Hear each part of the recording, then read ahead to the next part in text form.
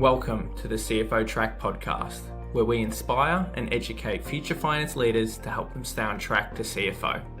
I'm your host, Tom Hunter, and every week I'll be bringing you stories from some of Australia's best and brightest CFOs and the lessons they learnt along the way.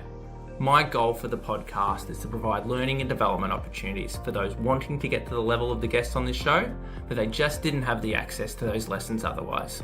Let's get into it. Today on the show, I'm joined by Rob Shaw, the CFO from Retail Food Group. That's the business behind Gloria Jeans, Donut King, Crust Pizza, and a few others.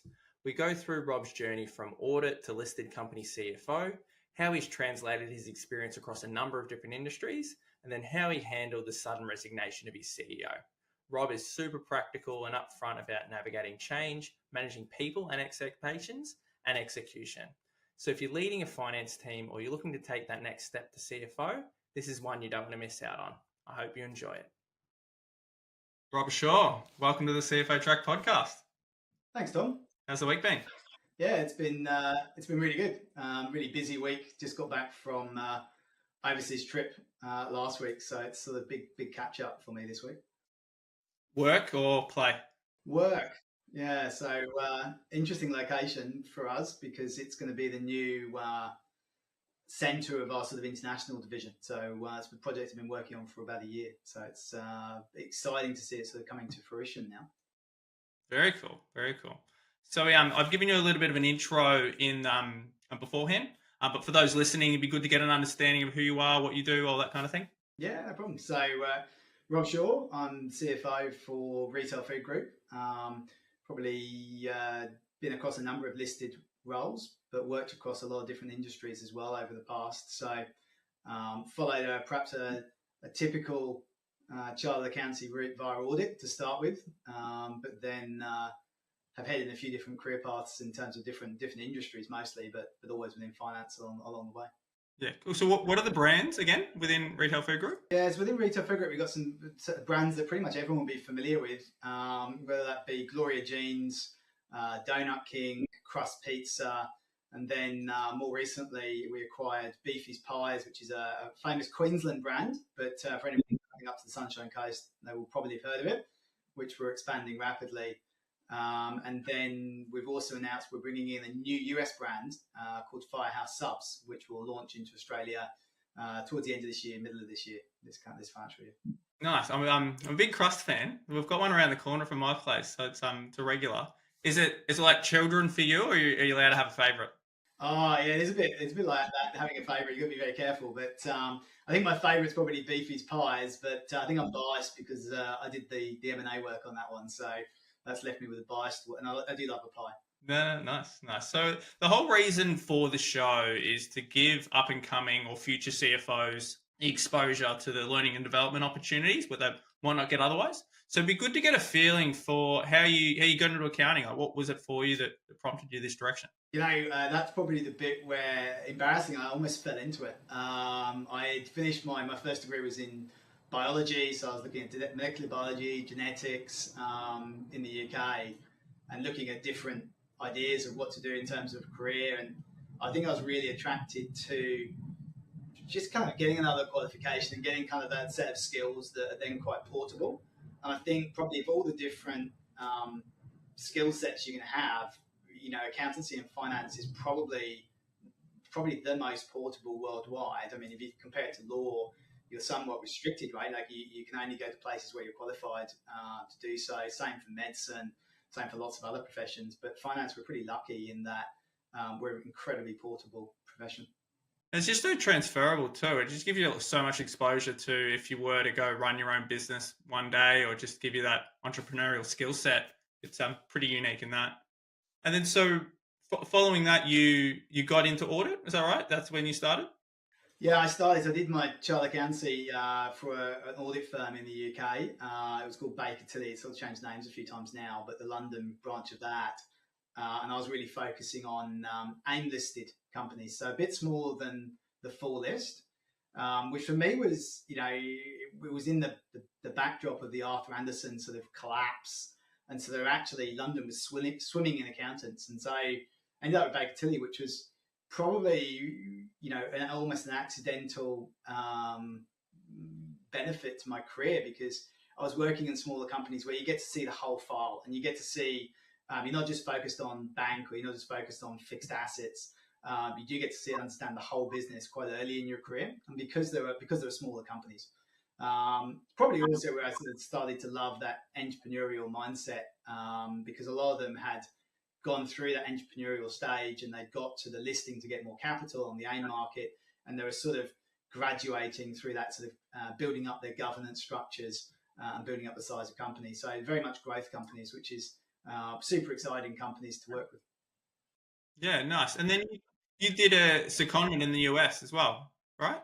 How'd that line up? I mean, it was that moment where you're sort of finishing off as a you've passed your child accountancy, you're thinking about what next, probably on that pathway to audit manager and director, and just fancied doing something different for 3 or 4 months. So I went to New York for 4 months, did a secondment to a partner firm over there, auditing mainly hedge funds actually. So which was interesting. I mean, I probably find that they had 20 odd people from around the world arrived into New York, all chartered accountants, just to help them with their busy season. And interesting work, but probably interesting learning different culture and a different way of auditing, and probably my first foray into sort of traveling internationally and working internationally. So absolutely loved it. Didn't particularly make me want to go and do any more work with hedge funds. So I stayed away from that part of the industry, but certainly found the international travel exciting. Yeah, nice. And then you, not long after that, decided to make the first move into commerce. Do you feel that the audit background helped with that move, or how did that all go? Yeah, definitely. I mean, that was probably a pretty traditional switch, out of an audit firm to do financial reporting for a UK listed manufacturing group. So that was a company at the time called Delta PLC that had most of its operations in Asia Pacific and the US, but they were listed in the UK. And so it was a straight financial reporting role. But the thing about financial reporting roles is that you're only really busy 4 months a year, around financial reporting. So they got me heavily involved in a lot of projects, everything from CapEx projects through to post-investment reviews and other bits and pieces. And so that was a great first role, away from sort of that security blanket of sort of a child accountancy firm. But it was a great learning environment. Do you think that the US secondment helped with that transition, or did it give you a bit of an edge at all, do you think? I think it definitely gave an edge because it's always something different. I think otherwise, if you're leaving a chartered accountancy firm, at that point, some ways you can't just a number, right? I mean, like I had US experience, but they've also been willing to work internationally. That helped in terms of just broadening that skill sets, because it's kind of hard to stand out when you've all been through it and you've been there for 3 or 4 years. You've trained up, but you're kind of all the same. So I think that definitely was stood out on the CV. Yeah, nice. And so you were in that role with Delta for a couple of years, and then decided to pull up stumps and move to Australia. What prompted that? Well, we got married, and then we were talking to my boss at the time, and or the CFO at the time, and he was saying, "Well, what are you going to do?" And I was like, "Well, we kind of want to go traveling." And he was like, "Well, where are you going to go?" I'm saying, "Oh, probably Australia to start with, and then we'll figure it out." And his answer was, "Hey, we'll find you a job in Australia. We've got a pretty big business over there. We want to keep you." And so I think that was a great opportunity for me to move to the Australian business. And so that's why I ended up in Brisbane back in 2008. But I think that was great. It's a great reflection on the relationship I had with the firm, but there's also it was great for them to sort of recognise that there was another way, and it was a good way of keeping people within their business. So the international experience in Australia doesn't necessarily get the raps that it should, because we can be a little bit sheltered in that. How do you feel that transition was for you coming from international to Australia? Yeah, I think it's really important. I think it's a great avenue. The skills you'll get from working in different countries and different cultures, and the UK and Australia are pretty similar in lots of ways. Same for the US. but I think it does really broaden you up, and it's kind of unnerving. Like we arrived into Australia with 2 suitcases and a couple of boxes, and you don't know anybody, and so you don't have anybody in the network as well, and so that's nerve wracking, and that's kind of part of that tapestry of growing in life, but also kind of growing in your career, is that you're sort of meeting people and building those networks up. So I think it's really important. We've got somebody in my team at the moment who's going the other way. So she's off to the UK for a couple of years soon, and I'm sort of really super pleased to see her do that, even though it's disappointing for us because we'll lose her. We'll help her transition, and we'll probably give her a couple of days a week for the first month or so, so she can help train up the next person. So I think if you're flexible and you try and find these ways, both as an employer, from my perspective, but also from her as an employee, of saying, you're going to arrive into the UK without knowing anybody, you have to find a job. Don't miss that experience of working in London with a job in London. But if you want that first month to help you transition, then that's where we can sort of help each other out. And so I think if both sides are flexible, that can work well for both. It's a pretty classic line when businesses are hiring, looking for someone with local experience. So do you think now, going through what you have, do you think you look on it with a different perspective? I definitely do, because I think, you're perhaps as well, Retail Food Group is not a particularly well-known business in lots of ways. It's a smaller business. We have to kind of be more flexible in how we work and how we engage with people and the benefits we can offer. And so, part of my sort of sell to people who come and work for us is saying to them, we'll offer you a more diverse range of experiences. You'll do more with us than you would do if you went to work for Rio Tinto. No disrespect to Rio Tinto, but they're a much larger firm, right? Whereas we can get you, if you're clear on what you want out of it, we can give you that kind of experience. And I think for us, that's why we sort of like people who've had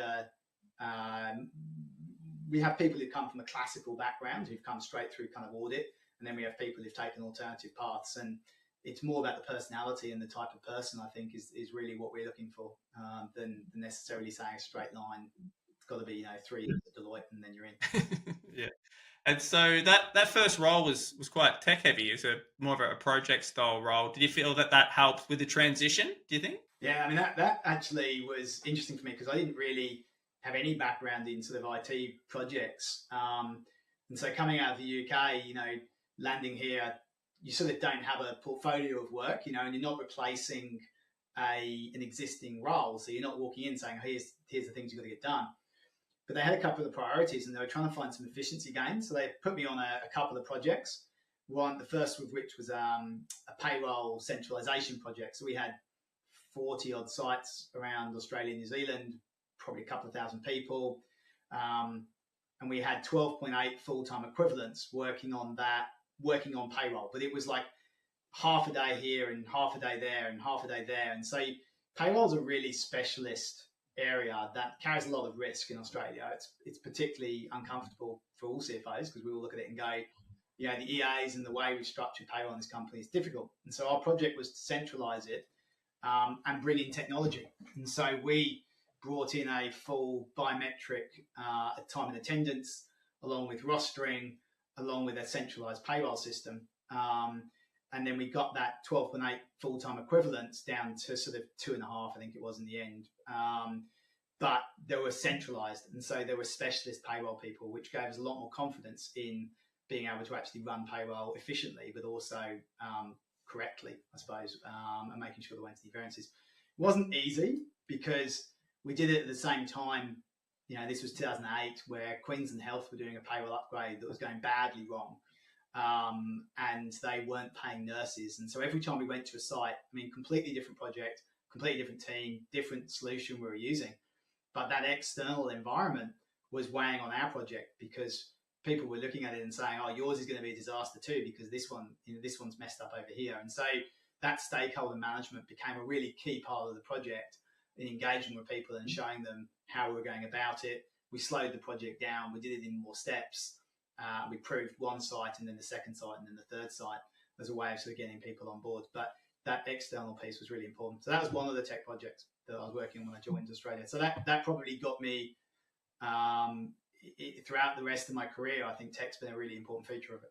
Yeah, nice. So I won't go through absolutely everything, but I'm pretty keen to hear more about your time at EML because the fintech boom through that period must have been pretty crazy. Yeah, EML was a really interesting company. I mean, it had a few things that were unique about EML. The speed of growth was outrageous. I mean, I was there for 6.5 years, and we grew it. A payments company really looks at gross debit volume, which is sort of the amount it goes through its processes. And so when I started, we were about $500 million. When I left, we were $120 odd billion in 6.5 years. And so the pace over that time, we were doing 1 to 2 acquisitions a year, and we were expecting the organic growth to kind of keep up with the acquisition growth as well. So it was phenomenal growth. It was also gave me a lot of exposure to entrepreneurs because a lot of the businesses we bought were entrepreneurial businesses. And so we were bolting them into a corporate, which for the finance team, corporate controls, finance, you typically start there. And so you're trying to integrate this business and take it from the entrepreneurial world all the way through directly up into a listed company environment was a challenge. So you had a few firsts in that role because that was your first ASX listed role too, right? Yeah. Yeah. What was that transition like? Yeah, I mean, that was a choice I deliberately made because I was working I'd worked for a UK listed company, moved out to their Australian business, and then they got acquired by a US listed business, but I was still working for the Asia Pac side, but I hadn't worked for an Australian listed company, and I really wanted to get that experience because that was kind of my goal, was to be an ASX listed CFO. And so I felt I needed to go and work for an ASX listed company. And so I moved kind of a backward step, really, to sort of be financial controller for EML. I was there for probably 6 months, I think, as the FC before pretty shortly took the CFO gig. So that was a big stepping stone for me to sort of to join a listed company, or directly in sort of the leading the finance team for a listed company. And then when we were there, we went all the way through up to an ASX 200 company as well, which was fascinating to be a part of. So just want to go back quickly. So the transition going backwards, you're saying a step back. Was it purely to get the ASX listing, or is it to get broader exposure? Or what? It'd be good to get a feel of your thought process there. Yeah, that was it was actually a big moment. Like, I was working in Sydney at the time, and I was working for that was still part of the manufacturing group. An exciting role. We were growing a highways business globally. I was kind of enjoying it. I wanted to move back to Brisbane, but I'd agreed with them to move back and work out of a Brisbane warehouse that we looked after. All good. But I was still sitting there and going, like, I still want it, how does this actually get me to that next step? Which is, if the goal is ASX listed, how do I do that? And so, it was tough because it was a drop of, in terms of it was less money. I was really confident I could do the role because I felt like I've been doing it previously. So I felt like it was a step back. So it was mentally a challenge. But I think, what made sense to me was saying, well, being clear on where I was going and what that North Star was and where I wanted to get to in my career, and saying, you're just not going to get there unless you've got the experience. It's really hard to go for, a role that's finance director for a non-listed business and then jump straight into a listed business. I think that's a really tough move to sort of ever make. And so it just made sense to me to go and to just really focus on the North Star where I want to get to in my career. And so, because delivering that in interview as well isn't easy, because there's often a little bit of reservations from the hiring business about, why do you want to take this step back? Or are you sure you want to do it? So how did you navigate that? Yeah, and I think I was changing industries as well. Like, I mean, it was a big risk, I suppose, from their part. But they just bought. They bought a UK business a year earlier, and they just bought a US business they hadn't settled on. And they were looking for somebody to come in who had good skill sets in integrating finance teams. And so they're like, we've got 3 businesses, but none of them are integrated. We have, in theory, got an ERP system that everybody should be using, but only one of them's on it. We need to get the other 2 on. And just closing a set of accounts is a nightmare, let alone having any visibility into forecasting or the basics of a finance team. And so, the piece that resonated from my CV was I'd come from much larger companies. I mean, Valmont was a US listed $5 billion corporate, 10,000 people worldwide. And so it had all of those good finance systems. And so they were looking at saying, how can you bring kind of that to us? And that was actually what turned out to be one of the key things that EML did a good job of, is that as we integrated businesses, we actually kept up with the finance side of things. And so I think we had a really good finance system as a result of that. So we didn't leave. I think when you do M&A, there's always a hesitancy to change things, which is the right thing to be worried about, because the more you change, the more risk you've got.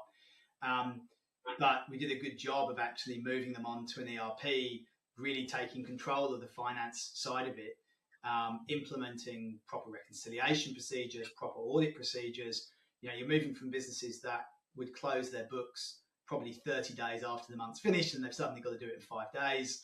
And they've got to be able to forecast how the result's going to go in the future. You've got to get through a big four audit. Many of them were being audited by much smaller firms. That's a big lift and big change. And then we're moving on to forecasting tools and other sort of treasury tools that we had. So I think EML did a really good job of actually investing in that, which actually gave it that platform to keep growing. And so we really we did grow the finance team over the years, but probably not the financial reporting team and the sort of financial accounting team. The bits we grew with actually the treasury team was probably the big investment we had from a finance side. So we were able to really leverage the software and the skill sets we had. You've changed industries a couple of times. You mentioned just before, but you've changed that a couple of times across your career as well. How is that process? Because I know a lot of people have difficulties doing it. So you've been successful doing it a few times. So how would you advise people going through it? Yeah, I mean, I think the main of these for finance, we should never be the true industry expert in a business. I'm not the industrial manufacturing or the engineering expert, and I shouldn't be. Nor EML was an incredibly complicated industry in terms of payments and how that business makes money and the financial modelling on each of its contracts. And then at Retail Food Group, there's no way I'm the best person to advise on making a donut or food safety. But what you can do and what you have to do is be able to explain and translate from a technical side and translate that to numbers and back and forth to make sure that you can still add a lot of value. And I think the good thing about finance is, you can still add lots of value in your understanding of the commercials of a business and how a business makes money, what the key KPIs are that should be monitored and how you actually explain that to them, how you help in the legal negotiations. I do a lot of work with contract negotiations at the moment. I do a lot of work in M&A. And so I think that there's a huge amount that's transferable between different companies. And I think companies are typically hesitant, it's great to have somebody with experience in the industry. But that also means that, you can have groupthink in that exec team where people have all got the same backgrounds. They've all come from food retailing. And I think it's good to have a different perspective, which hopefully I've been able to bring to the companies I've worked for. So yeah, it's been good. I find it fascinating learning about companies and diving into. That's why I like M&A work so much, is you get to dive into the deep understanding of a business and what makes it tick, which is, finance is a great place to be for that. Do you think since having such success doing it, it's helped you approach hiring differently for people coming from different backgrounds like that? It's definitely been something I've thought about. I think about the team now, they're pretty diverse. We've got one guy that spent a bunch of time working in different food businesses, but most of the rest of the team is able to sort of think outside the box. My IT guy, so I look after IT as well at Retail Food Group, and our IT guy came out of manufacturing. And so, but at the same time, from his point of view, he's got a team that's across retail technology, and he's found it fascinating to sort of learn about the latest and greatest opportunities there. So I think it does change your hiring approach and it opens up that pool of candidates to look at that. I think if you're a large, big brand company, you can choose to people who have just worked in that industry.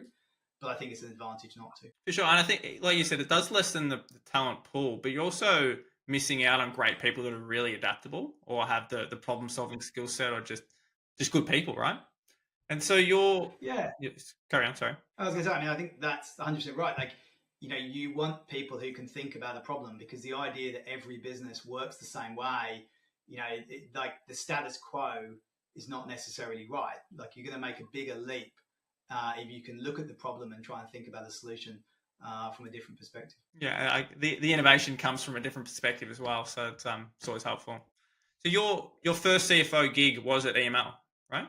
It was, yeah. Yeah. How was that transition from the internal role? Yeah, it's a totally different set of stakeholders.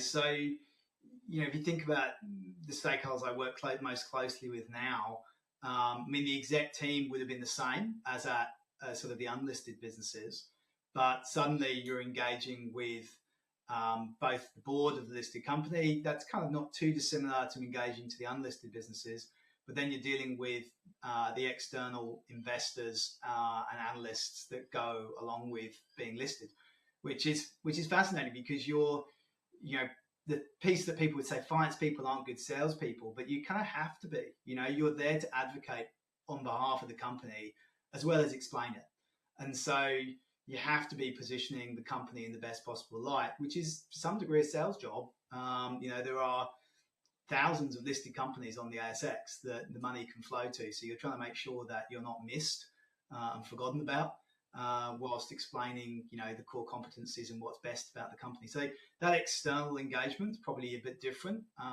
especially for that listed role, as well as, you probably a lot of it's similar, but that's probably the biggest difference. What would you say is the biggest learning about trying to progress up into the CFO role versus going externally to another business? Or what advice would you give to someone that is trying to work their way up the tree within the business?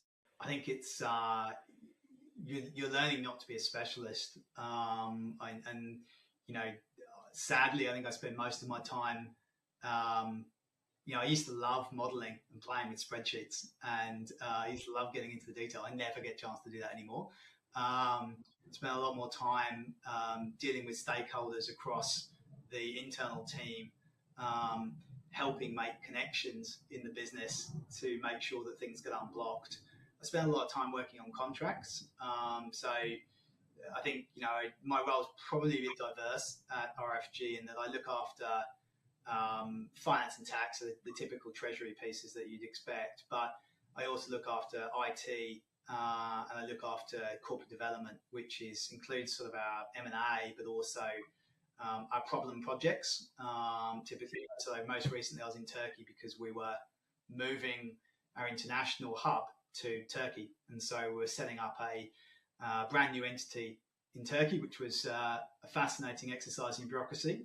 And alongside, new banking relationships, a new logistics warehouse, a new customs broker, new supply chain, and then recruiting for our new head of international. So I'm fortunate that I can sort of get involved in projects like that.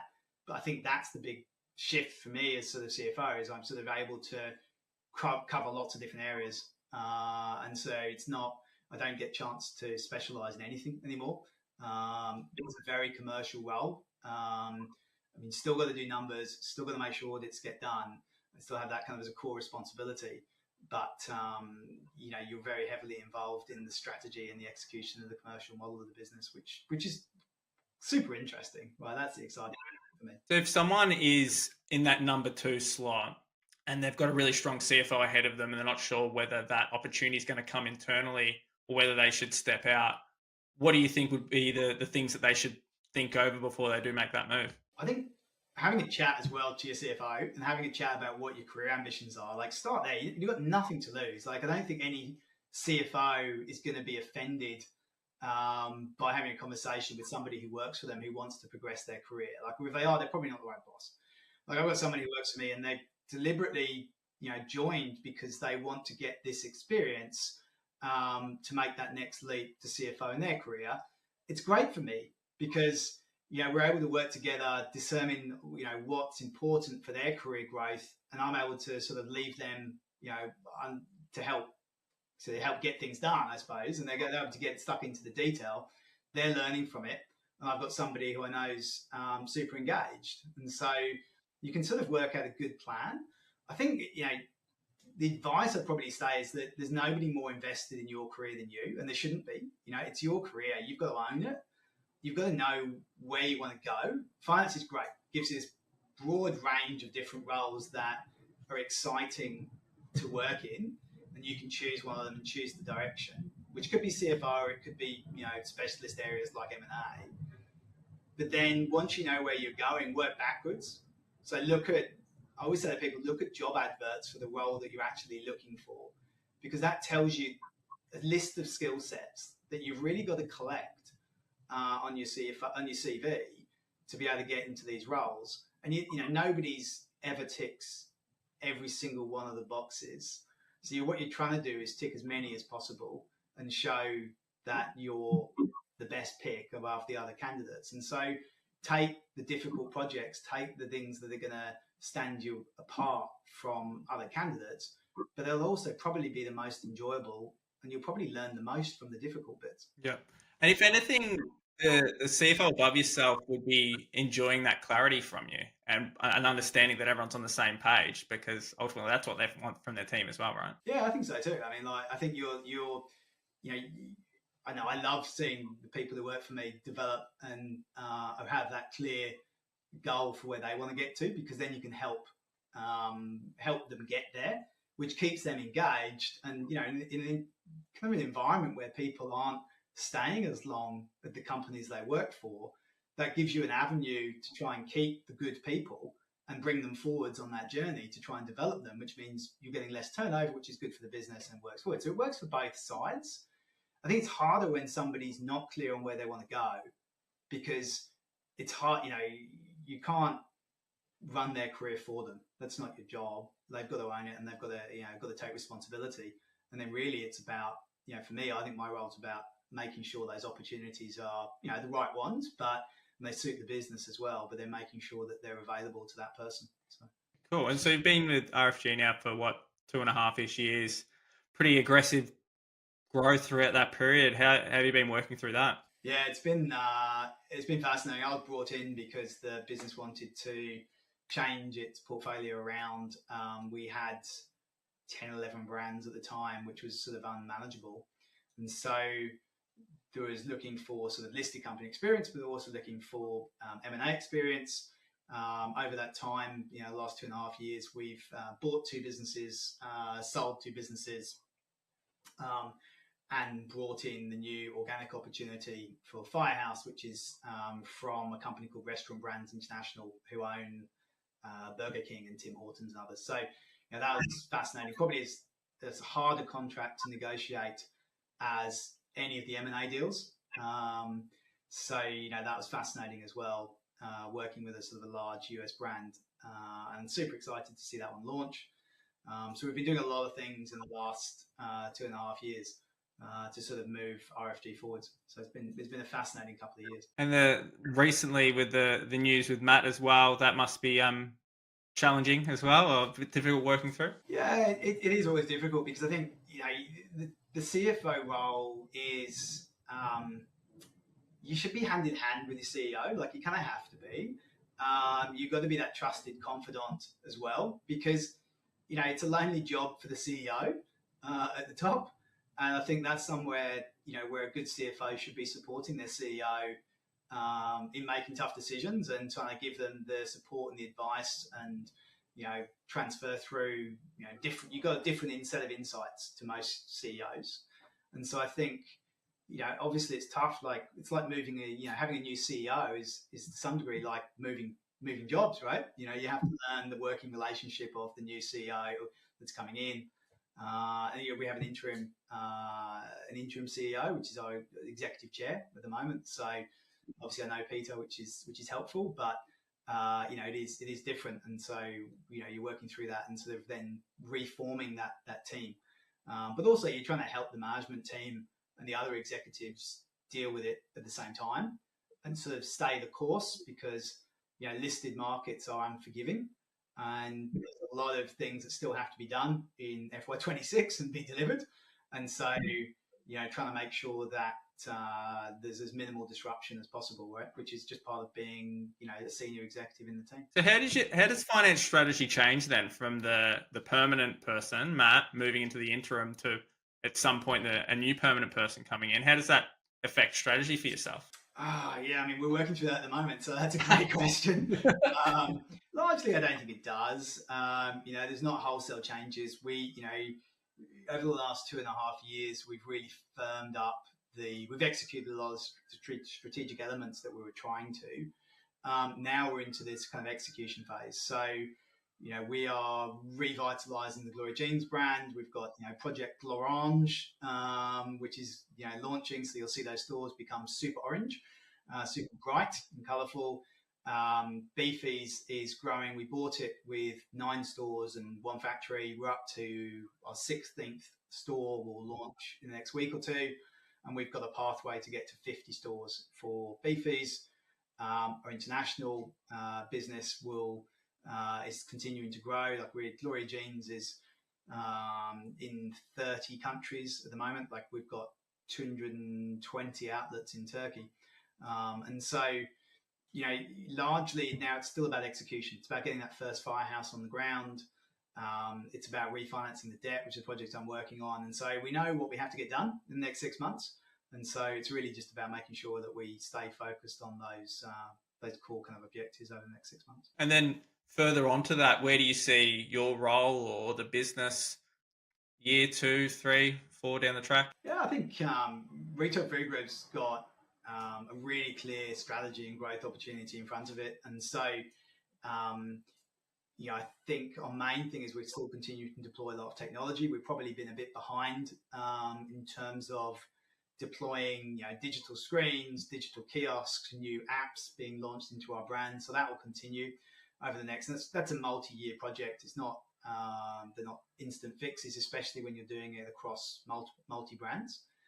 We are probably one of the largest multi-brand franchisors in Australia, and certainly in our international network as well. So we'll continue to take Donut King into more markets and probably Crust too. So I think there's a lot of opportunity still for Retail Food Group to keep growing from here.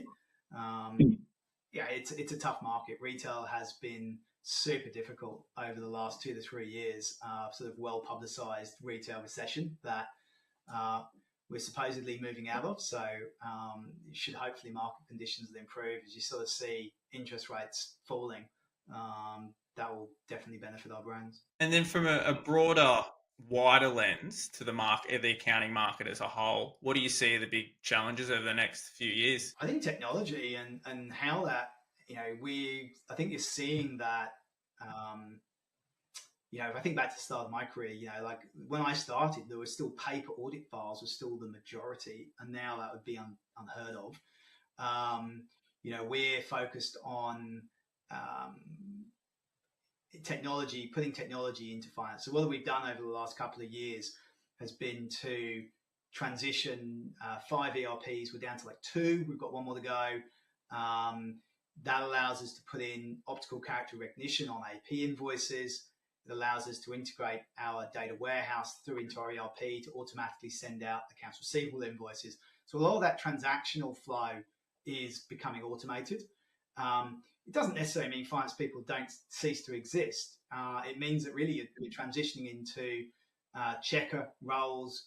We're transitioning into financial planning and analysis roles. We're putting more work into, we've implemented Flowcast for reconciliations.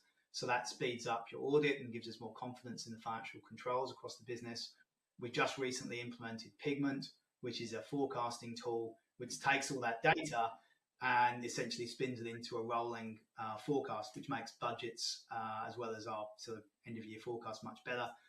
So we're continuing to invest in tech. I think that's going to be a feature for the next probably 10, 20 plus years, because there's a lot of businesses that are, at the start of that journey. I don't think you jump to AI solutions. You have to go through these stages and getting your data in order and getting your controls in order and getting your systems in order. And then you're gradually starting to build AI in, which is what we're working through now. AI models and our forecasting tool particularly is one thing that we're really interested in. And then transactional matching is another area where we see a lot of opportunities. I think that would create a challenge for the profession, because you're going to, those roles, be it, transactional based roles, are a pathway for some into the profession, and they're going to become harder. And it's hard to understand how the computer system works if you don't understand how the actual process starts in the beginning. So that's a challenge for us. And also sustainability is, sustainability standards is a massive issue for all but the largest companies, because most of us are looking at it and trying to really understand how practically we collect the data to be able to report this efficiently, and understand the new standards. So it's something we're working through. I'd say we're not as progressed as I'd love us to be further along, but it's yeah. So back to the tech piece. So because there's so much noise out there right now, it's hard to know exactly what platforms work well, what tech works well, how to approach it.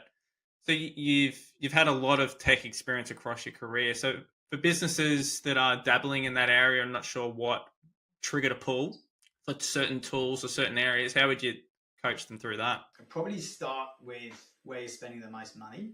And so if you're looking at where, to get people engaged with tech, they need to see a win. And so, and that's not just the finance team needs to see a win, but like your business needs to see a win to keep investing in the technology, to keep justifying, because it's not cheap and it requires work, and people don't like change. And so the only way to do it is to pick something that's a low-hanging fruit. And so whether that's, pick a process where you're spending a lot of effort. And so like for us, that was accounts payable, and sort of moving into sort of a more formal purchase order system allows you to get better coding, because you can pre-code certain types of expenses, which means it goes to the right GL account, which means downstream the even all the way through to forecasting is much easier, because the quality of the data is better. So I think it's about trying to find a win, show people the win, and show people the improvement, and then you'll find people will get on board with that. And probably focus on your biggest detractor, because what I've found as well is you find the person who really doesn't want to do it, and whether that's because they're worried about their job, or they just don't like change, or they're scared of change, and whether they can adapt to it themselves. If you get that person on board, they'll almost convince everybody else for you as well. But I don't think go into this and say, I've heard this AI thing's really cool, so we've got to do something with AI, and not have a goal, because you're just going to spend a lot of money and not achieve anything. You need to achieve an outcome. Yeah. And how do you think all this tech is going to impact business partnering? Because it's just a lot of it's for automation and running things smoothly, but it's not really enhancing the human element to it, which is such an important part of finance. So how do you think that's going to impact through the next couple of years? Yeah, I mean, we've been working through that as well. We internally having the team look at these tools as an opportunity for them as well. I think it's a key part of training. If you're learning how to use a new online reconciliation tool, that's a great skill set to learn, because whether it's the same reconciliation tool if you're in another job that you might move to in 2 years' time, they'll work the same way largely. And so you've gained a skill set. And so that makes you more employable, and you're keeping up with the pace of change. And so I think there's an element of trying to have people realize that finance is going to adopt more and more technology. That's not going to stop. But it doesn't have to be a negative for you personally. But change is hard, and people don't typically jump at the idea of doing something new. Everybody's busy. They've got day jobs to get done as well. And so I think it's about bite-sized pieces as well, about not trying to do too much too quickly. So you're trying to find those, 1% wins, and add them on top of each other. And eventually you get the snowball rolling down the hill, and you suddenly find that you've moved your month-end close from 8 days to 6 days, and everybody's actually working less hours. That's the goal. to make it as smooth as possible. I think just getting used to the change is half of it, right? Because that's so consistent and it's always going to happen. There's always will be change. So the more comfortable you are in that, the easier that will be.